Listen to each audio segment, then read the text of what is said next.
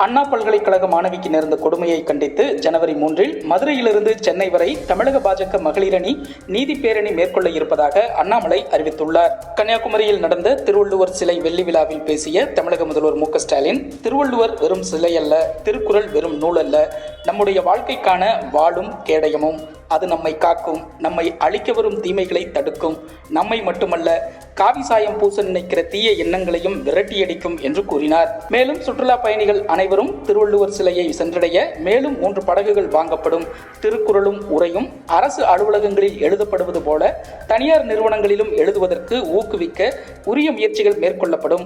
கன்னியாகுமரி பேரூராட்சி நகராட்சியாக தரம் உயர்த்தப்படும் என்பது உள்ளிட்ட அறிவிப்புகளையும் வெளியிட்டார். கன்னியாகுமரியில் திருவள்ளுவர் சிலையையும் விவேகானந்தர் பாறையையும் இணைக்கும் கண்ணாடி பாலம் அமைக்கும் திட்டம் அதிமுக ஆட்சியில் கொண்டு வரப்பட்டது. கரோனா காலகட்டத்தால் பணிகள் தடைப்பட்டது. ஆட்சி மாற்றத்துக்கு பின் அந்த திட்டத்தை டெண்டர் விட்டு ஸ்டாலின் மாடல் அரசு செய்திருக்கிறது என்று அதிமுக பொதுச் செயலாளர் எடப்பாடி பழனிசாமி கூறியுள்ளார். அண்ணா பல்கலைக்கழகத்தில் பாலியல் வன்கொடுமையால் பாதிக்கப்பட்ட மாணவி கொடுத்த புகாரின் பேரில் பதிவு செய்யப்பட்ட எஃப்ஐஆர் வெளியே கசிந்து விட்டதாக பரவலாக செய்திகள் வந்தன. அப்படி வந்த செய்திகளில் அந்த சாருடன் கொஞ்ச நேரம் இரு என்று இந்த வழக்கில் கைது செய்யப்பட்டுள்ள ஞானசேகரன் பாதிக்கப்பட்ட மாணவியிடம் கூறியதாக செய்திகளில் தகவல் வெளியாகி இருந்தது. யார் அந்த சார் என்று மக்கள் கேட்கிறார்கள். இந்த வழக்கிலிருந்து குற்றவாளி தப்பித்துவிடக் கூடாது என்பதற்காகத்தான் அதிமுக முன்னின்று இந்த போராட்டத்தை நடத்தி கொண்டிருக்கிறது. அதிமுகவின் நோக்கம் இந்த வழக்கில் உண்மை குற்றவாளி தண்டிக்கப்பட வேண்டும். யார் அந்த சார் என்ற கேள்விக்கு காவல்துறையிடமிருந்து இன்னும் பதில் வரவில்லை. உண்மை குற்றவாளியை நாட்டுக்கு அடையாளம் காட்ட வேண்டும் என்ற அடிப்படையில் யார் அந்த சார் என்ற பதாகைகளை ஏந்தி மக்களிடம் அதிமுகவினர் விழிப்புணர்வை ஏற்படுத்தினர். அவர்கள் மீது பல்வேறு பிரிவுகளின் கீழ் வழக்கு பதிவு செய்யப்பட்டுள்ளது. இது கண்டிக்கத்தக்கது என்று அதிமுக பொதுச் செயலாளர் எடப்பாடி பழனிசாமி கூறியுள்ளார்.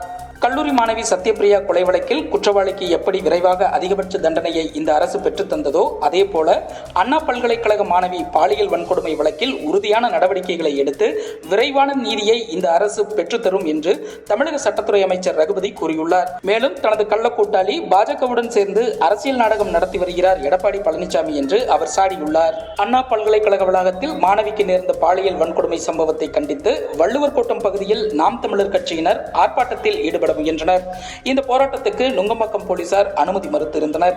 இந்நிலையில் தடையை மீறி நடந்த இந்த ஆர்ப்பாட்டத்தின் போது நாம் தமிழர் கட்சியின் தலைமை ஒருங்கிணைப்பாளர் சீமான் கைது செய்யப்பட்டார்.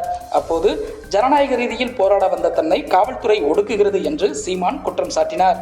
ஆஸ்திரேலிய அணிக்கு எதிராக மெல்பர்ன் டெஸ்ட் போட்டியில் இந்திய அணியின் தோல்விக்கு பெரிய காரணமாக எழுந்திருப்பது ஜெய்ஸ்வாலுக்கு வங்கதேசத்தைச் சேர்ந்த டிவி அம்பையர் சைகத் சர்பத்துல்லா கொடுத்த மோசடி தீர்ப்பே காரணம் என்று கடும் கண்டனங்கள் எழுந்து வருகின்றன.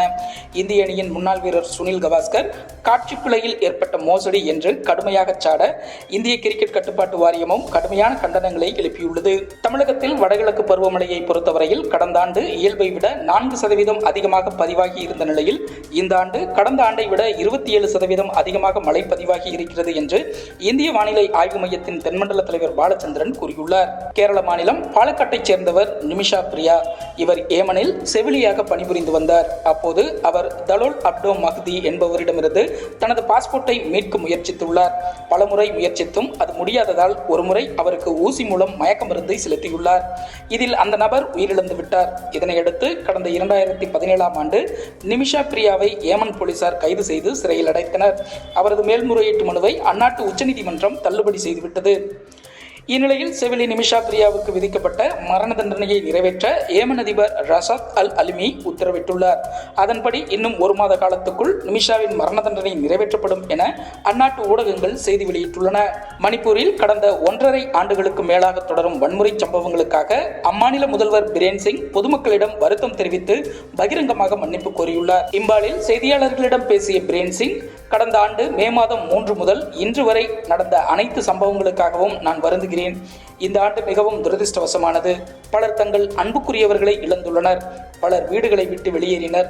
நான் உண்மையிலேயே இந்த விஷயத்துக்காக வருத்தப்படுகிறேன். அதோடு நான் மன்னிப்பு கேட்டுக்கொள்கிறேன். ஆனால் இப்போது கடந்த 3-4 மாதங்களில் இம்மாநிலம் அமைதியை நோக்கி சென்று கொண்டுள்ளது. இதனால் 2025ஆம் ஆண்டுக்குள் மணிப்பூரின் இயல்பு நிலை திரும்பும் என்று நம்புகிறேன் என்று அவர் தெரிவித்துள்ளார். வடகிழக்கு மாநிலமான மணிப்பூரின் இம்பால் பள்ளத்தாக்கில் பெரும்பான்மையாக வசிக்கும் மைத்தேயி சமூகத்தினருக்கும் அதையொட்டி மலைப்பகுதிகளில் வசிக்கும் குகி பழங்குடியினருக்கும் இடையே கடந்த ஆண்டு மே 3ஆம் தேதி மோதல் ஏற்பட்டது. இது இனக்கலவரமாக மாறியதில் 200க்கும் மேற்பட்டோர் உயிரிழந்தனர். ஆயிரக்கணக்கான மக்கள் இடம்பெயர்ந்துள்ளனர்.